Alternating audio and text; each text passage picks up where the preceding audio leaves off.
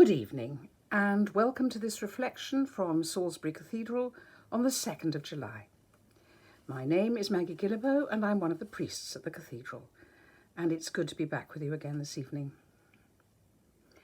Apart from the excellent news this week about the football and us having reached the quarter-finals, this week's news, as with so many other weeks' news, is filled with almost relentlessly bad news. We seem as a species to lurch from one disaster to another, with climate change being at the top of the agenda of many things about which we have to worry, as we should. My brother lives in California, where the temperature is well over 40 degrees, an almost intolerable level of heat for people unless they're used to living in the hottest of deserts. What other climate horrors lie in wait for us? And so many other problems attract our attention too, making us feel powerless. Refugees, roughly 82.5 million of them worldwide, leave us feeling pretty helpless. Where are they all to go? The gradual reimposition of the Taliban in Afghanistan, after 20 years of the West trying to improve the lives, particularly of women and girls in that country, is relentless, and leaves us asking, what was the point of all those young lives lost in an apparently hopeless enterprise? And scandals nearer home leave us feeling disillusioned by the decline in public and private morals. So how are you feeling today? Well, panic in the face of disaster is not a remedy, any more than is easy optimism.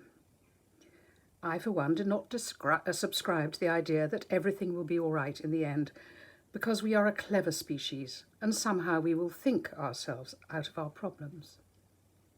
Thinking will certainly be required, but so will political and public will.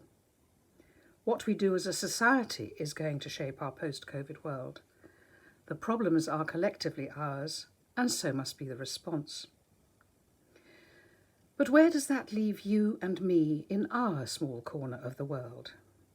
How can we as individuals do our bit, outside of voting in whichever political party we think will cope best with all the problems that beset our post-COVID world?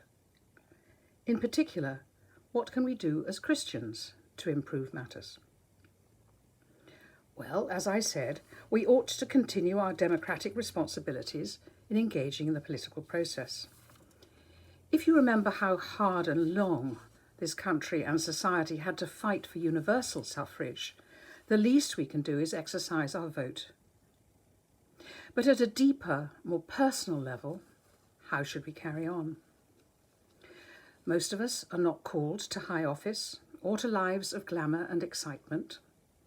We live in the great scheme of things on the whole much smaller lives, bounded by work and family, local obligations, and what Francis Cornford called the long littleness of life, that never-ending to-do list which seems to clog up everyday lives. But is that such a bad thing? On some days, yes, when we'd rather be doing 100 things other than remembering to collect the dry cleaning or phone the window cleaner. But this is where we are, and this is how many of us live, especially as we get older and all that dashing about begins to peter out.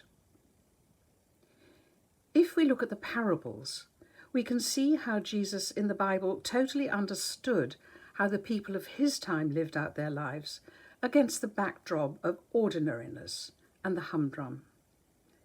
His stories are full of the farmyard, lost sheep, pigs hurling themselves off a cliff, though that was pretty dramatic, seeds being sown and either flourishing or dying, harvesting, a tiny mustard seed growing into a great big tree. He spoke of spinning, consider the lilies of the field, and of the poor woman who lost a coin and swept her house until she found it. He spoke of treasure hidden in a field. He spoke of vineyards and pruning, of fishing, of yeast quietly working in the dark to make bread. His first miracle was at a wedding at Cana, a big party where water was turned into wine. Everyone loves a wedding and a party.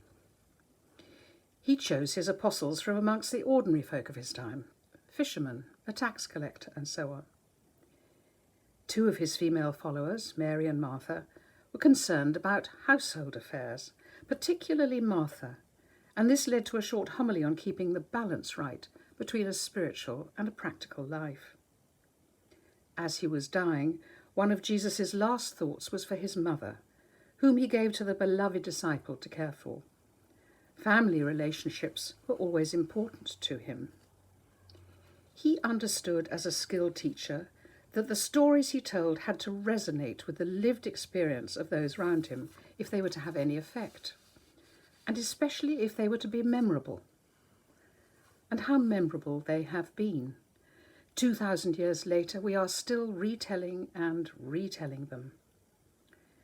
But more importantly, what he was trying to make his hearers and us discover for ourselves was what the kingdom of God looked like.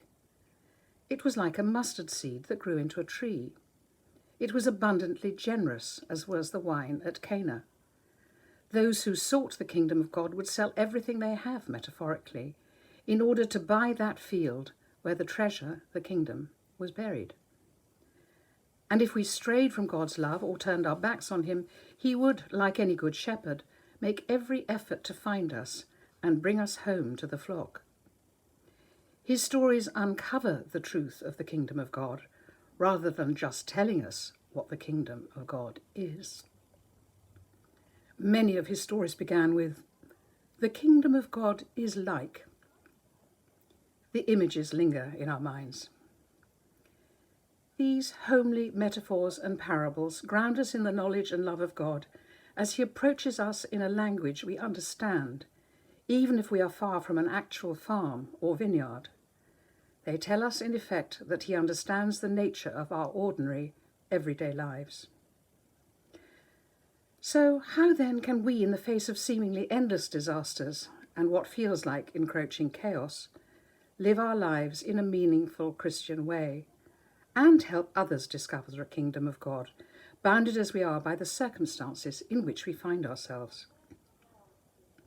I suspect you know the answer, but I'm going to share with you just a couple of examples what I have learned over a long life of thinking and observing how Christians live at their best.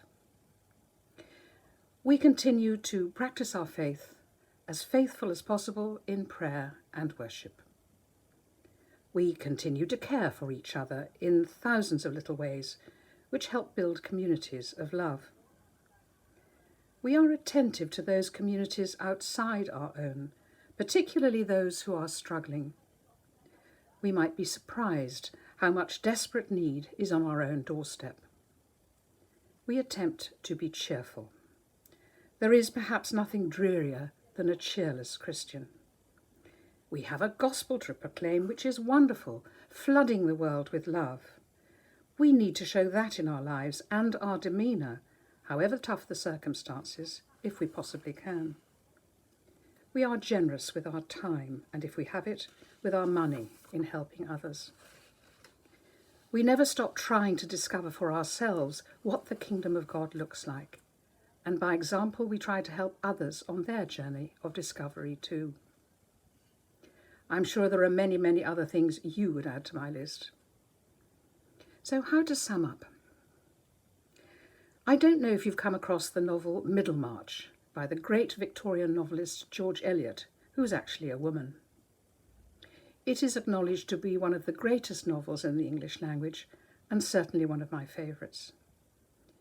Its final paragraph never fails to move me, particularly as I once saw it inscribed on a gravestone in a small country churchyard. When I saw it, I knew exactly what kind of woman was buried there.